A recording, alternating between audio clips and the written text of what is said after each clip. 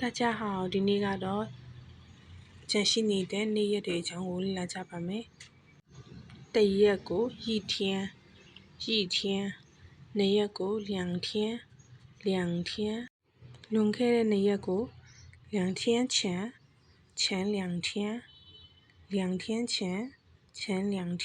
နှစ်မျိုးလုံးပြောလို့ရပါတယ်။လွန်ခဲ့တဲ့ရက်အနည်းငယ်ကိုကြတော့几天前几天တရက်နေ့ကိုကြတော့一号一日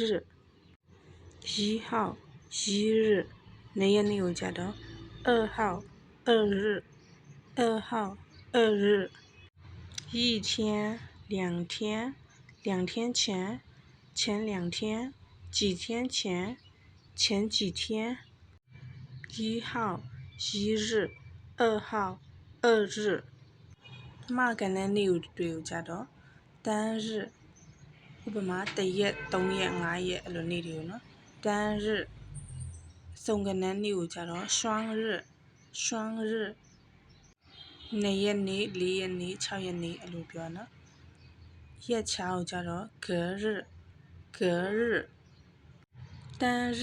双日隔日ဒီလိုတရုတ်စာအခြေခံစကားပြောလေးတွေကိုလေ့လာခြင်းဆိုရင် follow လုပ်ထားဖို့မမေ့နဲ့နော်မင်္ဂလာရှိသောနေ့လေးတစ်နေ့ဖြစ်ပါစေ